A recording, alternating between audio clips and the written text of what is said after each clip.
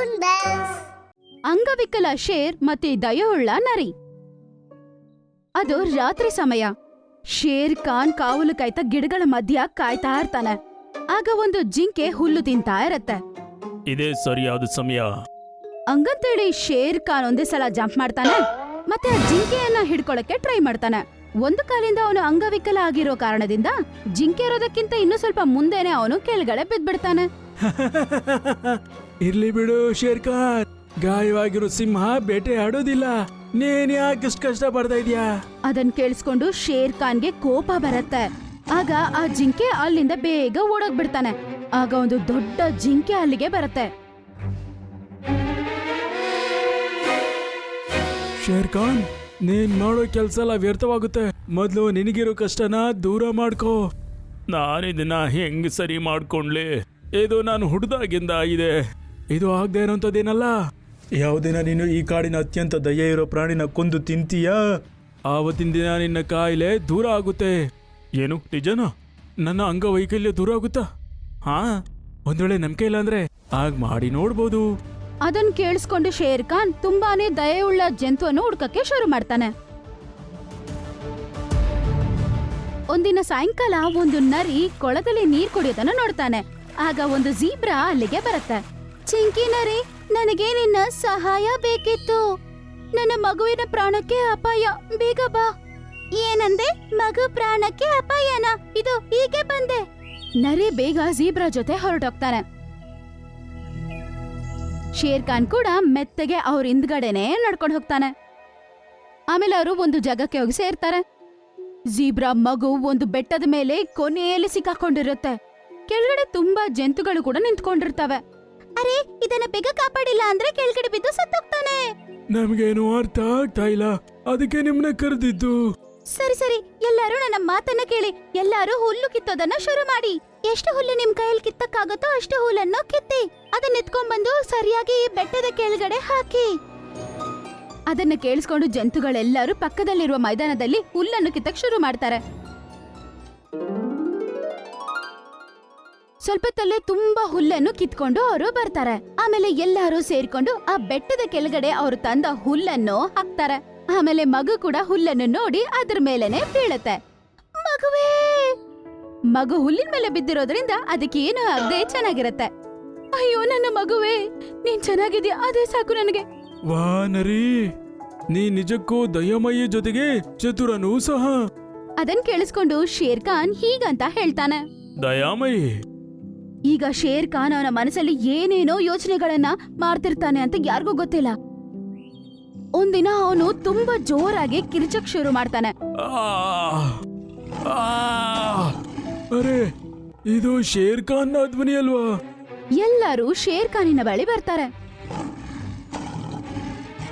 ಅರೆ, ಏನಾಯ್ತು ಶೇರ್ ಖಾನ್? ನೀನ್ ಯಾಕೆ ಈ ರೀತಿ ಕಿರ್ಚ್ತಾ ಇದೀಯಾ? ನನ್ನ ಕಾಲಿಗೆ ತುಂಬಾನೇ ನೋವಾಗ್ತಾ ಇದೆ. ತುಂಬಾನೇ ನೋವಾಗ್ತಾ ಇದೆ. ನಿಮಗೆ ಯಾವಾಗಿಂದ ನೋವಾಗ್ತಿದೆ ಶೇರ್ ಖಾನ್? ನಿಜ ಹೇಳಿ, ನಿಮ್ಗೇನಾದ್ರೂ ಪೆಟ್ಟಾಗಿದ್ಯಾ? ನನಗೇನೋ ಏಟ್ ಬಿದ್ದಿಲ್ಲ. ಈ ಕಾಯಿಲೆ ನನಗೆ ತುಂಬಾ ಹಿಂದಿಂದಿದೆ. ಮತ್ತೆ ಇದರ ಪರಿಹಾರ ಗೊತ್ತಿದೆ. ಹಾಗಾದ್ರೆ ಇಲ್ಲಿನವರೆಗೂ ಇದಕ್ಕೆ ಚಿಕಿತ್ಸೆ ಯಾಕೆ ಮಾಡ್ಕೊಂಡಿಲ್ಲ? ಅದೇನಂದ್ರೆ, ಯಾಕಂದ್ರೆ ಆ ಕೆಲ್ಸನ ಯಾರು ಮಾಡಕ್ಕಾಗಲ್ಲ, ಯಾರು ಇಲ್ಲ. ಶೇರ್ ಖಾನ್, ನೀವ್ ನನ್ಗೆ ಹೇಳಿ, ನಿಮ್ಗೋಸ್ಕರ ನಾನು ಖಂಡಿತ ಕೆಲಸ ಮಾಡ್ತೀನಿ. ನಮ್ಮ ತಾತ ನಮ್ಮ ಕನಸಲ್ಲಿ ಬಂದಿದ್ರು. ಅವ್ರು ನನಗೆ ಹೇಳಿದ್ರು, ನಮ್ಮ ಕಾಡಿನಲ್ಲಿ ಏನು ಸಾವಿನ ಗುಹೆ ಇದೆ, ಅದರೊಳಗೆ ಬೆಳೆಯುವಂಥ ಒಂದು ದಾಳಿಂಬೆ. ಅದನ್ನು ಕೇವಲ ಯಾವ ಪ್ರಾಣಿ ತರ್ಬೋದಂದ್ರೆ ಯಾರು ತುಂಬ ದಯೆ ಇರೋರು ಮತ್ತೆ ಯಾರು ಇಲ್ಲಿವರೆಗೆ ಯಾರಿಗೂ ತೊಂದರೆ ಕೊಡಲಿಲ್ಲ. ಆ ಹಣ್ಣನ್ನು ತಿಂದು ನಾನು ಕೆಲವೇ ನಿಮಿಷಗಳಲ್ಲಿ ಸರಿ ಹೋಗ್ತೇನೆ. ಮತ್ತೆ ನನ್ನ ಅಂಗವೈಫಲ್ಯ ಶಾಶ್ವತವಾಗಿ ಸರಿ ಹೋಗುತ್ತೆ. ಶೇರ್ ಖಾನ್, ನೀವೇನ್ ಯೋಚನೆ ಮಾಡ್ಬೇಡಿ. ನಿಮ್ಗೋಸ್ಕರ ನಾನು ಆ ಗುಹೆ ಒಳಗಡೆ ಹೋಗ್ತೀನಿ ಮತ್ತೆ ಆ ಹಣ್ಣನ್ನು ನಿಮ್ಗೋಸ್ಕರ ತರ್ತೀನಿ. ಆಗ ತುಂಬಾ ವಯಸ್ಸಾಗಿರುವ ಒಂದು ಕರಡಿ ಹೀಗಂತ ಹೇಳ್ತಾನೆ. ಆ ಗುಹೆ ಬಗ್ಗೆ ನಾನು ತುಂಬ ಕೇಳಿದ್ದೇನೆ, ಆದ್ರೆ ಶೇರ್ ಖಾನ್ ಹೇಳ್ದಂಗೆ ನಾನೇನು ಕೇಳಿದ್ವಲ್ಲ. ಅದರಲ್ಲಿ ಕತ್ಲು ತುಂಬಾ ಇದೆ, ಅಷ್ಟು ಮಾತ್ರ ನಂಗೆ ಗೊತ್ತು. ಶೇರ್ ಖಾನಿನ ದಾದಾಜಿ ಅವರು ಕನಸಲ್ಲಿ ಬಂದು ಹೀಗಂತ ಹೇಳಿದ್ರೆ ಅದು ಖಂಡಿತ ಸುಳ್ಳಾಗಿರಕ್ ಸಾಧ್ಯ ಇಲ್ಲ. ನಾನ್ ಖಂಡಿತ ಹೋಗ್ ನೋಡ್ತೀನಿ. ಅದನ್ ಕೇಳಿಸ್ಕೊಂಡು ವಯಸ್ಸಾದ ಕರಡಿ ಏನೋ ಯೋಚನೆ ಮಾಡ್ತಾ ಡೌಟ್ ಆಗಿ ನೋಡ್ತಾನೆ ಶೇರ್ ಖಾನ್ನ. ಖಂಡಿತ ಅವನ್ಗೇನೋ ಗೊತ್ತಿರತ್ತಂತ ಗೊತ್ತಾಯ್ತು. ಮತ್ತೆ ಮೆತ್ತಗೆ ಸ್ಮೈಲ್ ಕೊಡ್ತಾನೆ. ಸರಿ ಮಕ್ಕಳೇ, ಹಾಗಾದ್ರೆ ಹೀಗೆ ಹೊರಡ್ತೀನಿ. ನರಿ ಎಲ್ಲರಿಗೂ ಹೋಗ್ ಬರ್ತೀನಿ ಅಂತ ಹೇಳಿ ಅಲ್ಲಿಂದ ಗುಹೆಯ ಕಡೆ ನಡ್ಕೊಂಡು ಹೋಗುತ್ತೆ. ಸ್ವಲ್ಪ ತಾದ ನಂತರ ಎಲ್ಲಾ ಜಂತುಗಳು ಅವರವರ ಮನೆಗಳಿಗೆ ಹೋಗ್ಬಿಡ್ತಾರೆ. ಶೇರ್ ಖಾನ್ ಅಲ್ಲಿ ಒಬ್ಬನೇ ಇರ್ತಾನೆ. ಆಗ ಅದು ದೊಡ್ಡ ಜಿಂಕೆ ಅಲ್ಲಿಗೆ ಬರತ್ತೆ. ಅನ್ಸುತ್ತೆ ನೀನ್ ನಿನ್ ಕೆಲಸ ಮಾಡ್ಬಿಟ್ಟಿದ್ಯಾ ಶೇರ್ ಖಾನ್. ಹಾ, ನಾನು ಎಲ್ರಿಗೂ ಒಂದು ದುಃಖಕರ ಕತೆ ಹೇಳಿದೆ. ಮತ್ತೀಗ ಕಾಲಿ ಗುಹೆಗಾಗಿ ಅವರು ಹೊರಟಿದ್ದಾರೆ. ಈಗ ಕಾಲಿ ಗುಹೆಗೆ ಯಾವಾಗ ಅವರು ತಲುಪ್ತಾರೆ, ಆಗ ಕತ್ತಲಿನ ಲಾಭ ತಗೊಂಡು ನಾನು ತ್ವರಿತವಾಗಿ ಹೋಗ್ತೀನಿ. ಮತ್ತೆ ಅಂಗವೈಕಲ್ಯ ಆದರೂ ಸಹ ನಾನು ಅವನ ಬೇಟೆ ಆರಾಮಾಗಿ ಮಾಡ್ತೀನಿ. ಇನ್ನೊಂದ್ ಕಡೆ ನರಿ 4 ಅವರ್ ಪ್ರಯಾಣ ಮಾಡಿ ಈಗ ಆ ಸಾವಿನ ಬಾಗಿಲ ಮುಂದೆ ನಿಂತಿದೆ. ಅದ್ರ ಒಳಗಡೆ ತುಂಬಾನೇ ಕತ್ತಲಾಗಿರತ್ತೆ. ಅಯ್ಯೋ ದೇವ್ರೆ, ಈ ಗುಹೆ ತುಂಬಾನೇ ಕತ್ಲಾಗಿದೆ. ಆದ್ರೆ ಶೇರ್ ಖಾನ್ನ ಕಾಪಾಡ್ಬೇಕಂದ್ರೆ ಖಂಡಿತ ಅದ್ರೊಳಗಡೆ ಹೋಗ್ಲೇಬೇಕು. ಅದ್ರ ಒಳಗಡೆ ಶೇರ್ ಖಾನ್ ಮುಂಚೆನೆ ಕಾಯ್ತಾ ನಿಂತಿರ್ತಾನೆ. ನರಿ ಒಳಗಡೆ ಬರ್ತಿದ್ದಂಗ್ಲೆ ಅವನ್ನ ಅಟ್ಯಾಕ್ ಮಾಡೋದಕ್ಕೆ ಶೇರ್ ಖಾನ್ ಕಾಯ್ತಿರ್ತಾನೆ. ಸರಿಯಾದ ಸಮಯಕ್ಕೋಸ್ಕರ ಕಾಯ್ತಿರ್ತಾನೆ. ಪಾಪ ಶೇರ್ ಖಾನ್ ಎಷ್ಟು ನೋವಿನಿಂದ ನಡ್ಲಾಡ್ತಿದ್ದಾನೋ. ಅಯ್ಯ ದೇವ್ರೆ, ಈ ಗುಹೆಯೊಳಗಡೆ ನನ್ಗೆ ಏನಾದ್ರೂ ಪರವಾಗಿಲ್ಲ. ಶೇರ್ ಖಾನಿನ ಅಂಗವಿಕಲತ್ವವನ್ನು ದೂರ ಮಾಡ್ಲಿಕ್ಕೆ ಆ ಒಂದು ಹಣ್ಣು ನನಗೆ ಸಿಗ್ಬೇಕು. ಶೇರ್ ಖಾನ್ ಸರಿ ಹೋದ್ರೆ ಸಾಕು. ನನ್ನ ಪ್ರಾಣ ಹೋದ್ರೂ ನಾನು ಲೆಕ್ಕ ಮಾಡಲ್ಲ. ನಾನು ಅದ್ರ ಬಗ್ಗೆ ಸ್ವಲ್ಪನೂ ಯೋಚನೆ ಮಾಡಲ್ಲ. ಅದನ್ ಕೇಳಿಸ್ಕೊಂಡು ಶೇರ್ ಖಾನ್ ಮನ್ಸಲ್ಲಿ ಯೋಚನೆ ಮಾಡ್ತಾನೆ.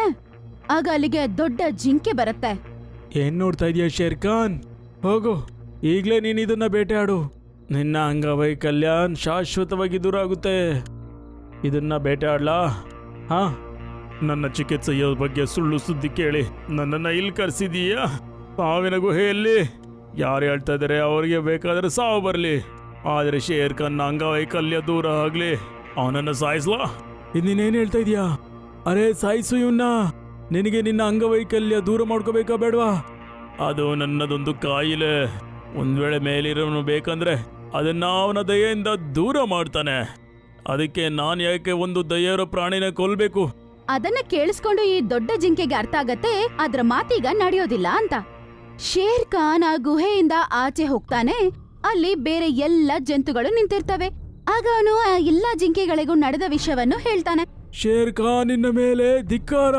ನಿನ್ನ ಕಾಯಿಲೆನ ದೂರ ಮಾಡ್ಕೊಳ್ಳೋಕೆ ನರಿಯನ್ನ ಸಾಯಿಸ್ಬೇಕು ಅನ್ಕೊಂಡಿದ್ಯಾ? ಮತ್ತೆ ನೀನು ಅವನ ದಯೆಯ ಗುಣವನ್ನ ಬಳಸಿಕೊಂಡಿದ್ದೀಯಾ. ಕಾಲು ನೋವಿನ ನಾಟಕವನ್ನ ಮಾಡಿ ಅವನ ಸಾವಿನ ಗುಹೆಗೆ ಕಳಿಸ್ತೀಯ. ನಾನು ಏನೆಲ್ಲ ಮಾಡಿದೆ ಅದು ನಿಜಕ್ಕೂ ತಪ್ಪು. ಆದರೆ ನಿಮಗೆಲ್ಲ ನಾನು ಕೇಳ್ಕೊಳ್ತಾ ಇದ್ದೀನಿ, ನೀವು ನರಿಗೆ ಏನು ಹೇಳಬೇಡಿ. ಇಲ್ಲ ಅಂದ್ರೆ ಅವನ ಹೃದಯಕ್ಕೆ ತುಂಬಾ ನೋವಾಗುತ್ತೆ.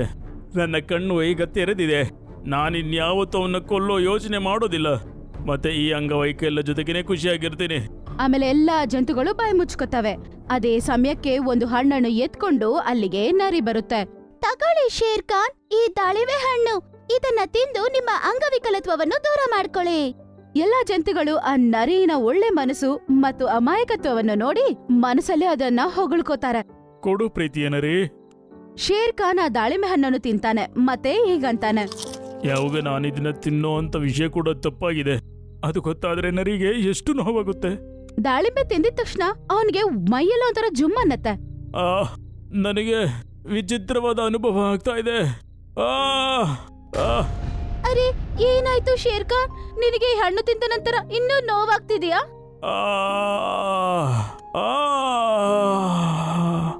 ಶೇರ್ ಖಾನ್ ತುಂಬಾ ಜೋರಾಗಿ ಕಿರ್ಚುತ್ತಾನೆ. ಆಮೇಲೆ ಅವನ ಕಾಲು ಸರಿಯಾಗತ್ತೆ.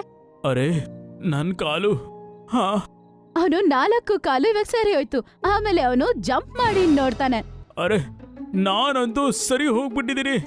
ಇದು ಹೇಗ್ ಸಾಧ್ಯ? ಧನ್ಯವಾದ ದೇವರಿಗೆ. ಆ ದೇವರಿಗೆ ಕೋಟಿ ಕೋಟಿ ಧನ್ಯವಾದ.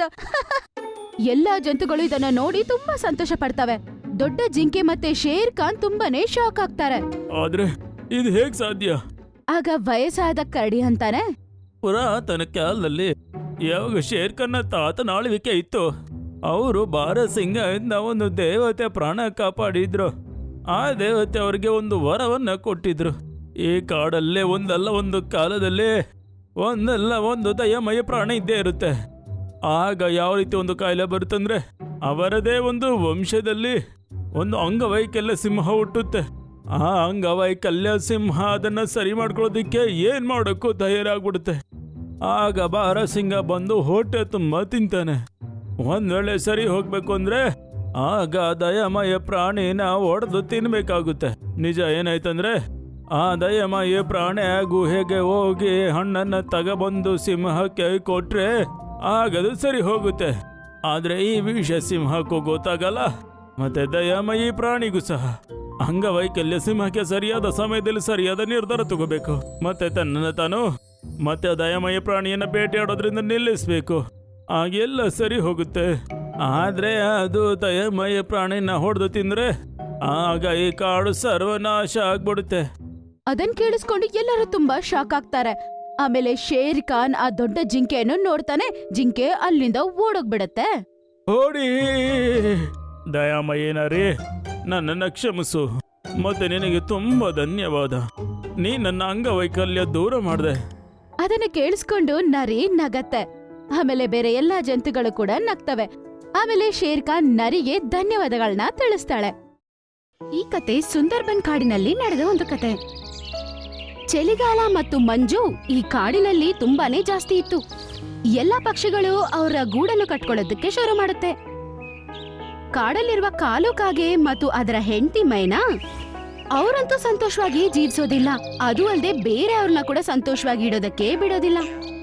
ಕಷ್ಟಪಟ್ಟು ಗೂಡು ಕಟ್ಕೊಡ್ತಿರುವ ಪಕ್ಷಿಗಳ ಹತ್ರ ಹೋಗಿ ಅದು ಚೆನ್ನಾಗಿಲ್ಲ ಇದು ಚೆನ್ನಾಗಿಲ್ಲ ಅಂತ ಏನೋ ಒಂದು ಲೋಪಗಳನ್ನ ಹೇಳಿ ಅವರನ್ನ ಗೂಡನ್ನು ಮತ್ತೆ ಕಟ್ಕೊಳ್ಳೋ ತರ ಮಾಡ್ತಿದ್ವು.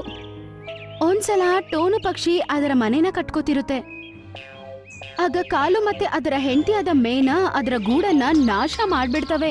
ಬಾಯಲ್ಲೇ ಎಲ್ಲಾನು ಕಿತ್ತಾಕ್ಬಿಡ್ತವೆ. ಏನ್ ಮಾಡ್ತಿದ್ದೀರಾ ನೀವು? ನನ್ನ ಗೂಡನ್ನ ಯಾಕೆ ನಾಶ ಮಾಡ್ತಿದ್ದೀರಾ? ನೀವಂತೂ ಗೂಡು ಕಟ್ಕೊಳ್ಳೋದಿಲ್ಲ, ನನ್ನನ್ನು ಕಟ್ಕೊಳಕ್ ಬಿಡಲ್ಲ. ಕಾಡಲ್ಲಿ ಬೇರೆ ಚಳಿ ಜಾಸ್ತಿ ಆಗ್ತಿದೆ. ನಾನು ನನಗೋಸ್ಕರ ಗೂಡು ಕಟ್ಕೋತೀನಿ, ಆದ್ರೆ ನೀವು ನಿಮ್ಗೋಸ್ಕರ ದಯವಿಟ್ಟು ಗೂಡು ಕಟ್ಕೊಳ್ಳಿ. ಚಳಿ ಜಾಸ್ತಿ ಆಗ್ತಿದೆ, ಆಮೇಲೆ ನೀವೇ ಕಷ್ಟ ಪಡ್ತೀರಾ. ಹಾ ಏನ್ ಚಿಂತೆ ಮಾಡ್ಬೇಡ ಬಿಡು. ಏನ್ ಮಾಡ್ಬೇಕಂತ ನಮಗ್ ಗೊತ್ತು, ನಾವ್ ನೋಡ್ಕೋತೀವಿ. ನಿನ್ ಕೆಲ್ಸನ ನೀನ್ ನೋಡ್ಕೋ. ಬಂದ್ಬಿಟ್ಲು ಅಡ್ವೈಸ್ ಮಾಡೋದಕ್ಕೆ. ಟೋನು ಪಕ್ಷಿ ಅದರ ಗೂಡನ್ನು ಮತ್ತೆ ಕಟ್ಕೊಳ್ಳುತ್ತೆ.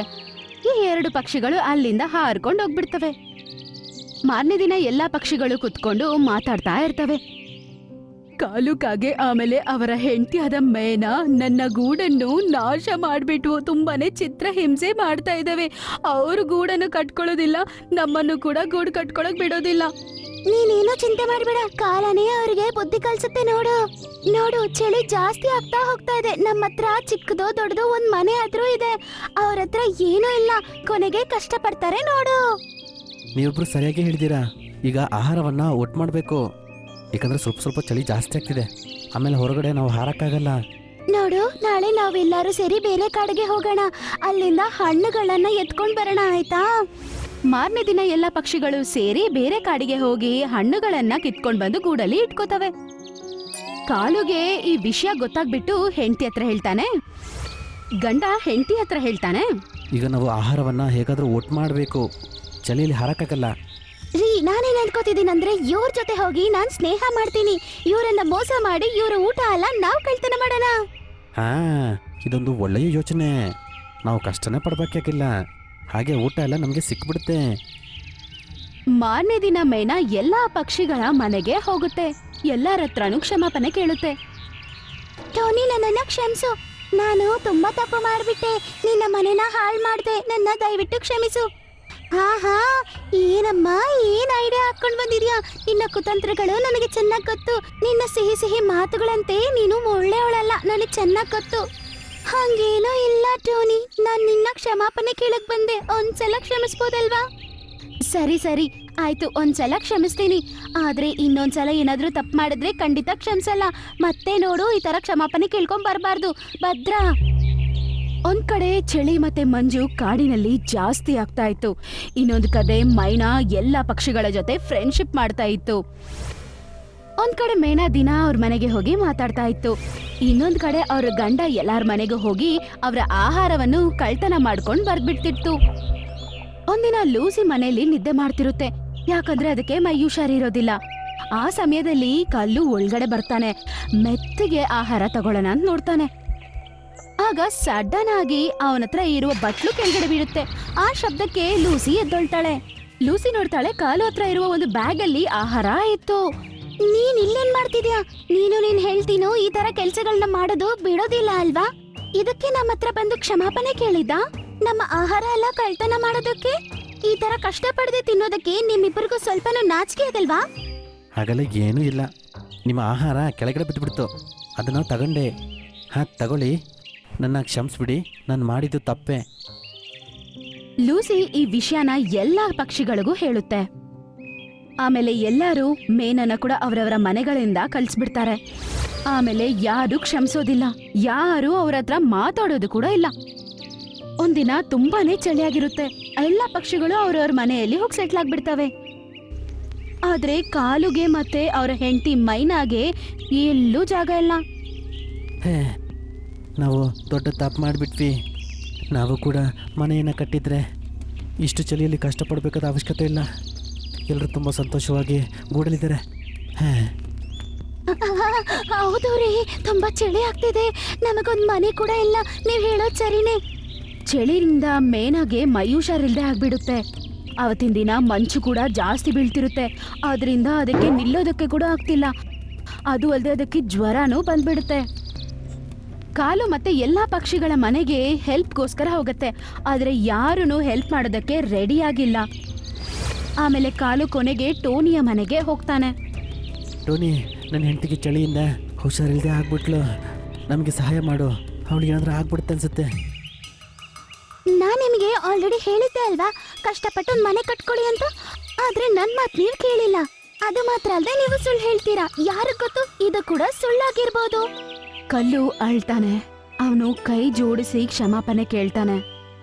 ಇವತ್ತಿನ ತನಕ ನಿಮ್ಗೆ ಎಷ್ಟೋ ಸಲ ಹಿಂಸೆ ಕೊಟ್ಟಿದ್ದೀವಿ, ಆದರೆ ಇವತ್ತು ನಿಮ್ಮ ಅವಶ್ಯಕತೆ ನಮಗೆ ಬೇಕಾಗಿದೆ. ಪ್ಲೀಸ್ ನಮಗೆ ಸಹಾಯ ಮಾಡಿ. ಟೋನಿಗೆ ಅದನ್ನ ನೋಡಿ ತುಂಬಾನೇ ಬೇಜಾರಾಗ್ಬಿಡುತ್ತೆ. ಆಮೇಲೆ ಅವರಿಬ್ಬರನ್ನ ಅವ್ರ ಮನೇಲಿರೋದಕ್ಕೆ ಒಪ್ಕೊಳ್ತಾಳೆ. ಆಮೇಲೆ ಅವತ್ತು ರಾತ್ರಿ ಎಲ್ಲ ಮೇನನ ತುಂಬಾ ಚೆನ್ನಾಗಿ ನೋಡ್ಕೊತಾಳೆ. ತಲೆಗೆ ತೇವ ಬಟ್ಟೆ ಕೂಡ ಹಾಕ್ತಾಳೆ. ಅದ್ರಿಂದ ಜ್ವರ ಕೂಡ ಸರಿಯಾಗ್ಬಿಡುತ್ತೆ. ಮಾರನೇ ದಿನ ಮೇನಾ ಎದ್ದು ಟೋನಿ ಹತ್ರ ಹೇಳ್ತಾಳೆ, ದಯವಿಟ್ಟು ನನ್ನನ್ನ ಕ್ಷಮಿಸು. ನೀನು ತುಂಬಾನೇ ಒಳ್ಳೆಯವಳು. ನಿನಗೆಷ್ಟೋ ದ್ರೋಹ ಮಾಡಿದ್ವಿ, ಆದ್ರೂ ಕೂಡ ನೀನು ನನ್ನ ಕಾಪಾಡಿದೀಯಾ. ಅವತ್ತಿಂದ ಕಾಲು ಮತ್ತೆ ಅವರ ಹೆಂಡತಿಗೆ ಒಳ್ಳೆ ಬುದ್ಧಿ ಬರುತ್ತೆ. ಅವಾಗಿಂದ ಮೇನಾ ಮತ್ತೆ ಟೋನಿ ತುಂಬಾನೇ ಕ್ಲೋಸ್ ಫ್ರೆಂಡ್ಸ್ ಆಗ್ಬಿಡ್ತಾರೆ. ಟೋನಿ ಅದರ ಹೆಂಡತಿ ಜೊತೆ ಸೇರಿ ಅವ್ರಿಗೋಸ್ಕರ ಒಂದು ಸುಂದರವಾದ ಗೂಡನ್ನು ಕಟ್ಕೊಳ್ಳುತ್ತೆ.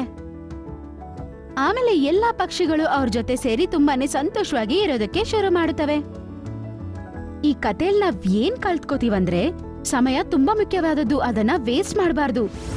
ಒಂದ್ ವೇಳೆ ವೇಸ್ಟ್ ಮಾಡಿದ್ರೆ ಸಮಯನೇ ನಮ್ಗೆ ಬುದ್ಧಿ ಕಲ್ಸ್ಬಿಡುತ್ತೆ.